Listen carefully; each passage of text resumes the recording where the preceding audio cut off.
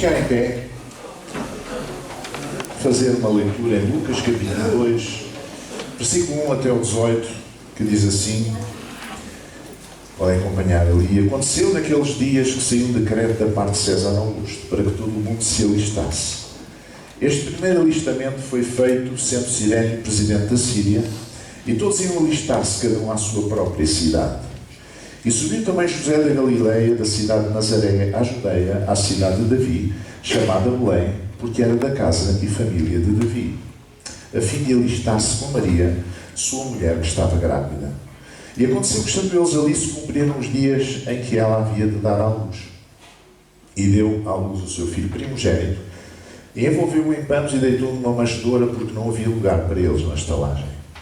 Ora, havia naquela mesma comarca pastores que estavam no campo e guardavam durante as vigílias da noite o seu rebanho. E eis que o anjo do Senhor veio sobre eles, e a glória do Senhor os cercou de resplendor, e tiveram grande temor. E o anjo lhes disse: não temais, porque eis aqui vos trago novas de grande alegria, que será para todo o povo. Pois na cidade de Davi vos nasceu hoje o Salvador, que é Cristo o Senhor.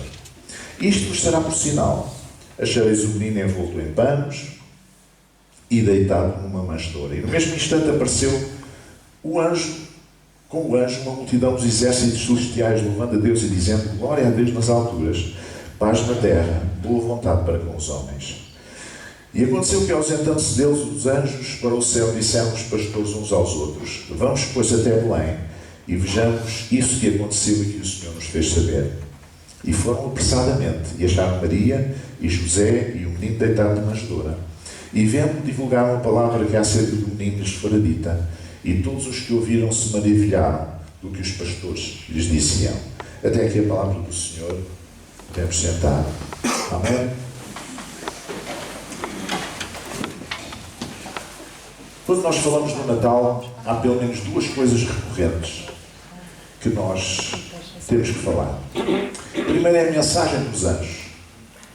Na noite em que Jesus nasceu, um coro de anjos nos céus de Belém trouxe uma mensagem.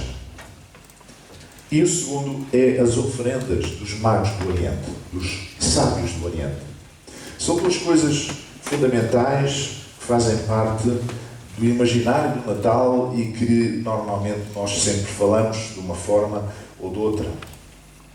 Sobre a mensagem dos anjos, há séculos que foi feita uma confusão, uma tradução incorreta e que diz a paz na terra entre os homens de boa vontade.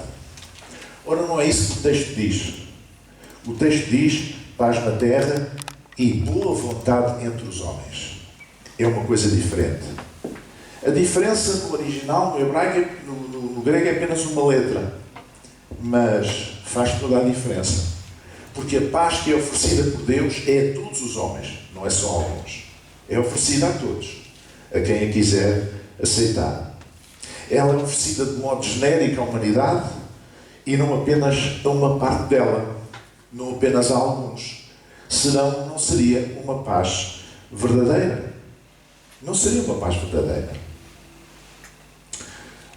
Glória a Deus nas alturas, paz na terra, boa vontade para com os homens ou entre os homens. Mas eu creio que esta mensagem tem de ser compreendida de trás para a frente. Então, talvez nós possamos compreendê-la melhor se ela for lida de trás para a frente. Porque, havendo boa vontade entre os homens, haverá paz na terra. Certo? E havendo paz na terra, Deus é glorificado nos céus.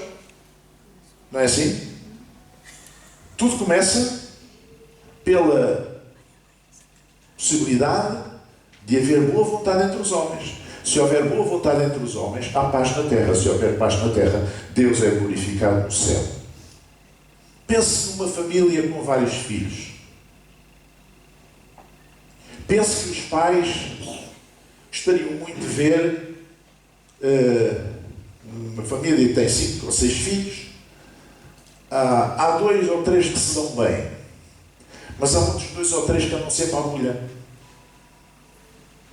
Vocês acham que os pais estão satisfeitos porque há 2 ou 3 que se dão bem embora apenas quando os outros andam à bolha. O que é que vocês acham? Não se podem sentir bem. Deus não pode sentir-se glorificado quando não há paz na terra entre os homens. Portanto, essa coisa de ser homens de boa vontade, isso faz lembrar certos discursos políticos. Não há homens de boa vontade.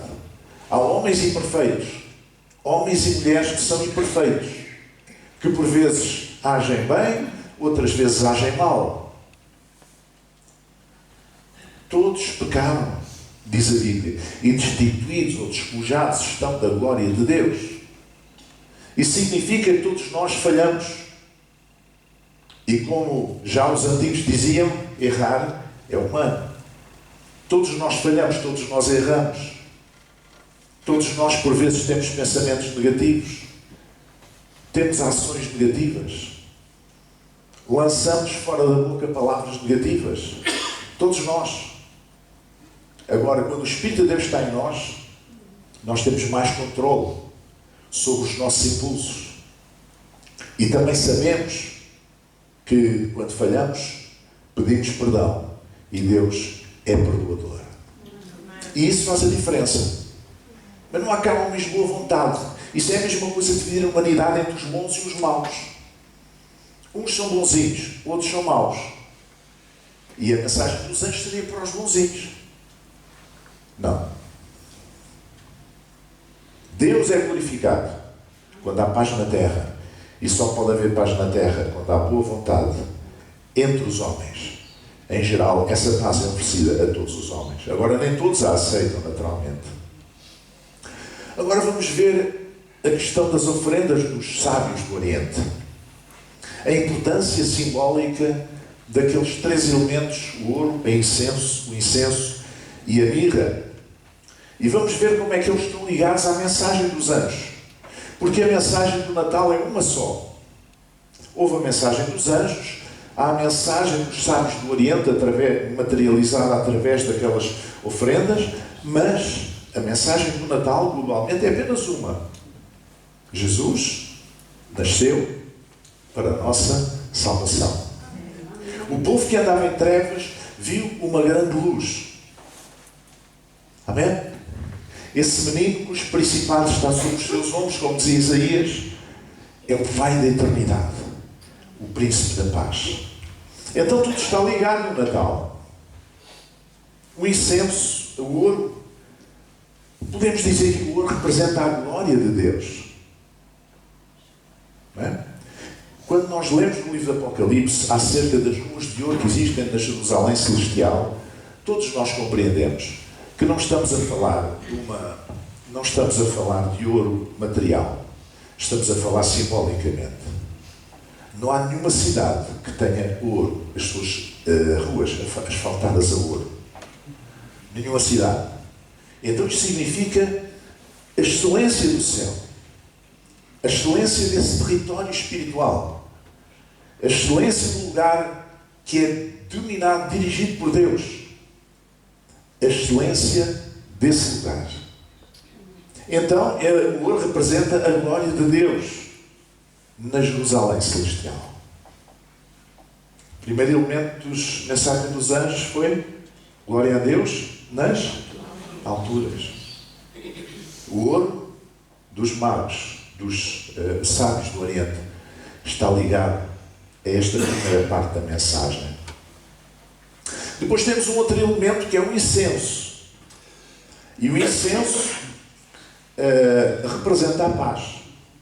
Porque muitas religiões, várias religiões, utilizam o incenso para criar um ambiente de tranquilidade, de ligação com o divino, não é? Não é só alguns setores cristãos que utilizam o incenso. É também outras religiões que se usam. Porque o incenso cria um ambiente de tranquilidade, de paz. Então, o incenso, digamos que aqui representa a paz, que é, afinal de contas, o segundo elemento da mensagem dos anjos nos céus de Belém. E, de facto, aquilo que Jesus veio trazer a sua excelência, a excelência da sua glória. Amém? Como estamos a ler, a estudar, à sexta-feira, a carta aos Colossenses, Cristo em vós, dizia Paulo aos Colossenses, Cristo em vós, esperança da glória. Amém? Então, Cristo é a nossa glória. Amém? Então, isso está tudo ligado. E também a paz. O incenso apresenta a paz que os anjos anunciaram. Paz na terra. E finalmente, a mirra. A mirra era usada para curar. E por isso representa a boa vontade entre as pessoas. A boa vontade pelo bem-estar dos outros. Não é? Quando nós queremos bem a alguma pessoa, nós fazemos tudo o que é possível. Se for possível, se a pessoa não tiver lá os medicamentos, nós tentamos arranjar os medicamentos, nós tentamos fazer alguma coisa para que aquela pessoa se sinta bem. A mirra representa a cura, representa o cuidado pelo bem-estar, porque ela era usada para curar.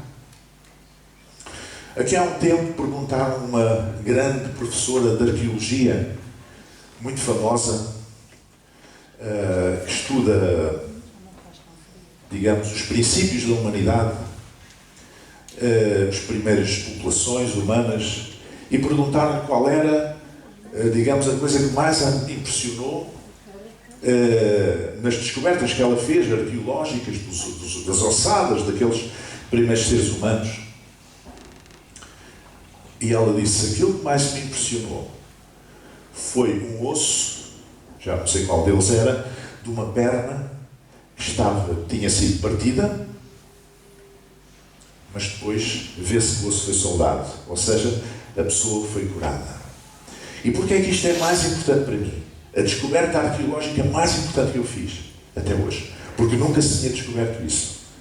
Porque demonstra que entre aqueles homens primitivos havia cuidado, naquele caso, cuidado pela cura de alguém. Porque isso significou que essa pessoa não se podia alimentar, não podia caçar, não podia recolher fruta, não podia andar. Alguém cuidou daquela pessoa. E aquela pessoa esteve em repouso. Talvez com umas talas improvisadas. Até que o osso que estava quebrado acabou por curar. Isto implica tempo. Implica que alguém teve cuidado daquela pessoa. Alguém alimentou aquela pessoa. Alguém cuidou daquela pessoa. E a mirra fala de curar. E eu creio que fala da boa vontade entre os homens. A boa vontade por ver os outros bem. Por ver os outros curados. Por ver os outros com alegria. Por ver os outros bem.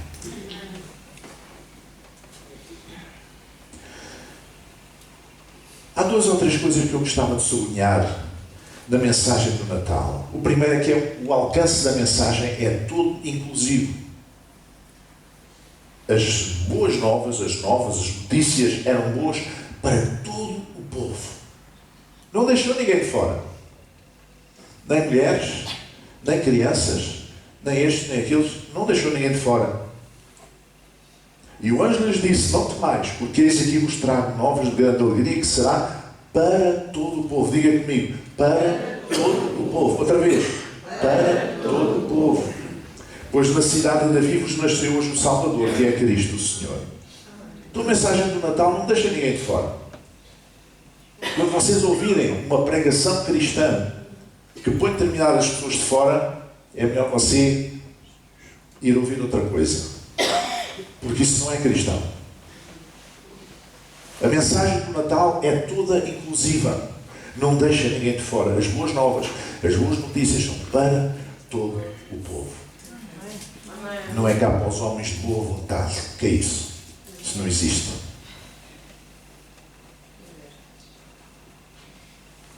Outra coisa que eu gostava de chamar a atenção é qual é o sinal da salvação. O sinal da salvação é o menino despojado. Veja o que é que diz a Escritura. Isto vos será por sinal. Achareis o menino envolto em panos e deitado numa manjedoura. Sinal. O sinal da salvação. O sinal do Cristo Salvador. O sinal do Cristo que vem trazer a salvação ao mundo é um menino despojado. E deixa-me dizer, irmãos, o menino despojado apela a uma igreja despojada de si mesma. A uma igreja que não tem ambições políticas, que não tem ambições de poder, que não tem ambições de riqueza e que não tem ambições de popularidade, tal como Jesus. O menino despojado apela a uma igreja despojada. Uma igreja não pode ter ambições de riqueza, nem de poder, nem de popularidade, nem de ambições políticas. Não é isso que a igreja é chamada a fazer.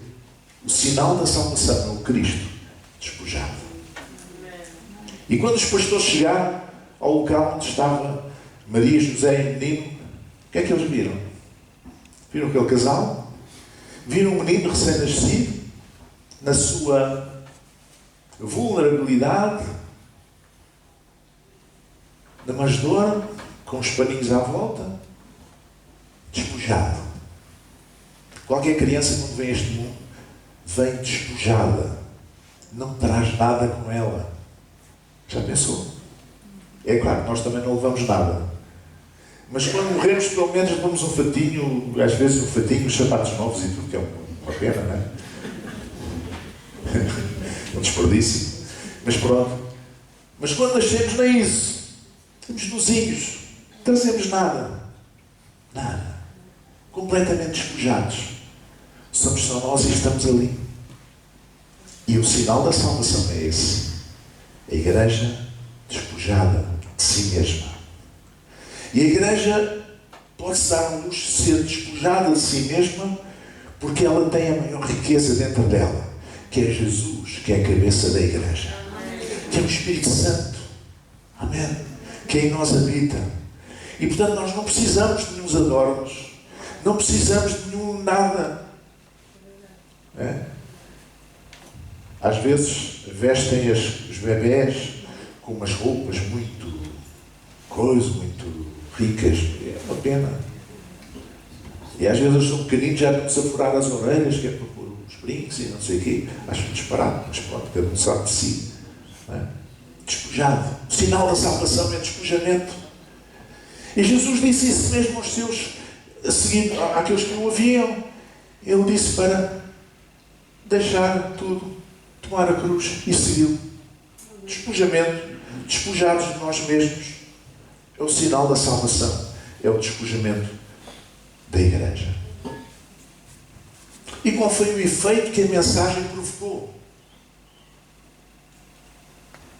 Primeiro foi que os pastores foram ao encontro do menino. E aconteceu que, ausentando-se deles, os anjos para o céu disseram os pastores uns aos outros: vamos, pois, até Belém, e vejamos isso que aconteceu e que o Senhor nos fez saber. Vamos até Belém. A mensagem da salvação tem que nos levar a ir a Belém. A ir ao lugar onde Jesus nasceu. Não no sentido físico, no sentido espiritual. Tem que nos levar a esse ponto da história. E da história da fé também. Cristo nasceu. Porque depois, mais tarde, Cristo vem a morrer por nós, diz o apóstolo Paulo, sendo nós ainda pecadores. Mas por isso ele teve que nascer. Levar-nos ao encontro do menino. Mas não ir de qualquer maneira. Ir apressadamente. Não é? E foram apressadamente e acharam Maria e José e o menino deitado na manjedoura. Foram imediatamente. Quem recebe, quem ouve a mensagem da salvação, precisa de ir imediatamente. Nós vivemos num tempo de um certo calculismo, em que parece que todos os passos têm que ser muito bem pensados e muitas vezes, perante as opções que se nos colocam, múltiplas opções, muitas vezes nós hesitamos tantas vezes, não é? Em relação a tantas coisas na vida. Não sabemos se devemos de ir por aqui, se devemos de ir por ali, se devemos de ir por lá, e depois vemos as vantagens, os inconvenientes e tal. E quanto mais pensamos, às vezes mais asneira nós fazemos depois, não é? Mais má é a decisão. Então, quando nós ouvimos a mensagem da salvação, aquilo que é suposto é nós respondermos imediatamente. Imediatamente foram apressadamente. Amém? E sabe qual foi o outro efeito que é tão importante que aconteceu? Diz assim que os pastores, vendo, divulgaram a palavra que acerca do menino lhes fora dita. E todos os que ouviram-se maravilhavam do que os pastores lhes diziam.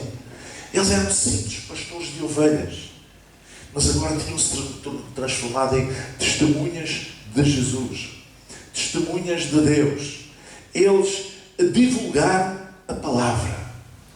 E afinal de contas, o que é que Deus nos pede? O que é que Jesus pediu aos seus discípulos quando ele subiu ao céu no Monte da Ascensão? Ser-lhes testemunhas. Ser-lhes testemunhas. No fundo é isso que nós somos chamados a ser. Quando nós ouvimos a mensagem da salvação, nós devemos responder rapidamente, imediatamente. E depois do encontro com o menino, sermos testemunhas desse encontro. Nós somos testemunhas do encontro com Cristo. Ninguém pode ficar da mesma forma quando tem um encontro real com Deus na sua vida. Quando de facto se converte a Deus, quando de facto nasce de novo, alguma coisa muda. É por isso que a Bíblia fala no primeiro amor, que é quando as pessoas estão ainda embevecidas, impactadas por aquele encontro com Cristo.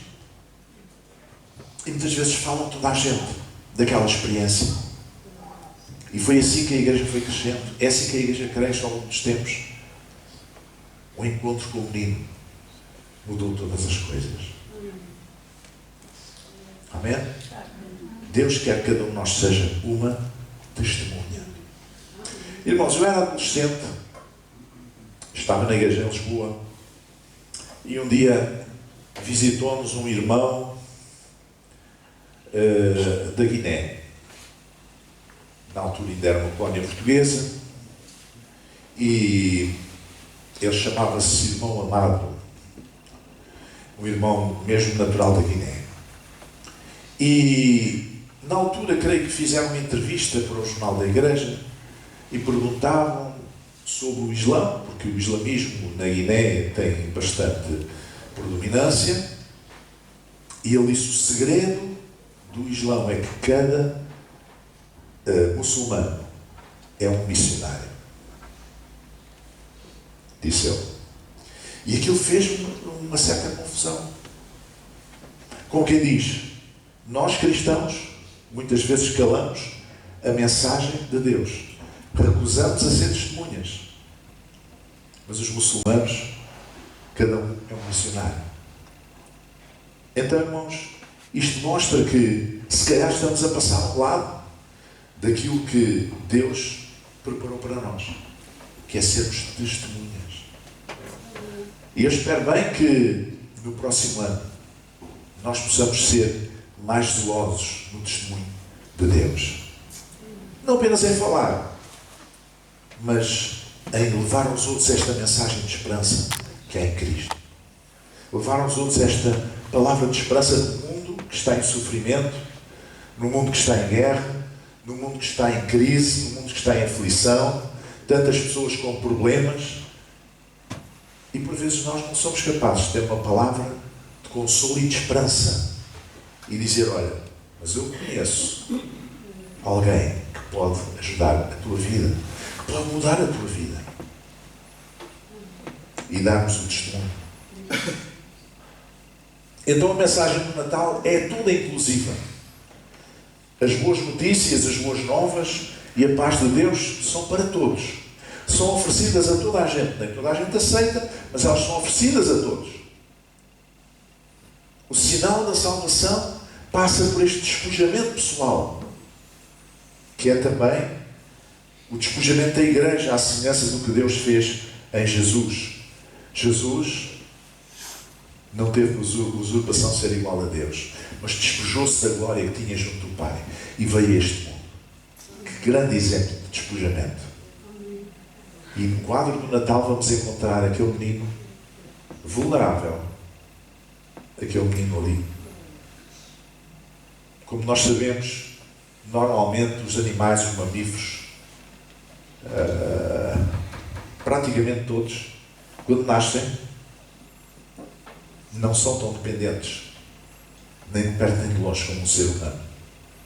Eles nascem e começam com isso logo em pé, tentam logo criar ali capacidade de coordenação das patas para se pôr em pé, começam logo aos saltos, começam logo a tentar andar, depois já estão a correr, e passado pouco tempo, um ser humano não. Um bebê é completamente frágil. Ele não se consegue alimentar. Ele não consegue cuidar das mais básicas necessidades. Ele está completamente dependente dos pais. E Jesus ali estava.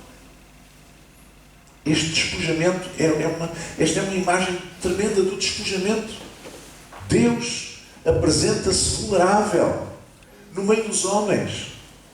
Ele diz: eu amo-vos tanto que eu agora, por necessidade, depois de vocês matarem os meus profetas, depois de vocês esquecerem tudo aquilo da aliança que eu tentei fazer com o povo com quem eu fiz esta aliança e que vocês não cumpriram a aliança, depois disto tudo, é a última hipótese que eu tenho, é que o meu filho nasça entre vós como um ser humano, despojado, vulnerável. Deus tornou-se vulnerável por nós, por amor de nós. Portanto, a nós compete-nos ir apressadamente ao encontro do menino, sermos testemunhas da manifestação do amor de Deus para com todos os seres humanos. Amém? Então a mensagem do Natal é esta: a glória de Deus, a paz proclamada, a boa vontade entre os homens está presente na mensagem dos anjos, está presente simbolicamente nas oferendas dos sábios do Oriente e está presente em todo lugar. É corroborada pelos testemunhos dos profetas e pela palavra dos apóstolos. E a nós, que recebemos essa herança, compete-nos dizer: sim, Senhor, conta connosco. Nós queremos fazer como os pastores. Queremos, depois do encontro com o menino, queremos ser testemunhas e divulgar a palavra, como diz aqui a Escritura. Divulgar por todo lugar que Jesus Cristo já não é aquela criança apenas, mas Ele é o Senhor dos senhores, o Rei dos reis, o Pai da eternidade, o Príncipe da paz. Nosso Deus e Pai, esta manhã nós queremos colocar no Teu altar, Senhor, a nossa vida, Senhor. Queremos verdadeiramente receber esta mensagem dos anjos nas campinas de Belém, perante os pastores, e essa mensagem também materializada simbolicamente nas oferendas dos sábios do Oriente. Essa mensagem que está presente nas páginas das Escrituras. Essa mensagem anunciada pelos profetas. Essa mensagem confirmada pelos apóstolos. Essa mensagem procede de Jesus Cristo, ó Pai. Ó Deus, ajuda-nos a viver a fé que uma vez nos foi dada e ajuda-nos a ser testemunhas da Tua Palavra, desta mensagem de fé, de esperança e de amor para o mundo, Senhor. Faz com que cada um de nós, Senhor, seja uma testemunha verdadeira de Jesus, ó Pai, para a glória do Teu nome, para que haja boa vontade entre os homens, para que haja paz na terra e para que Tu, ó Deus, sejas glorificado nos céus. Que assim seja.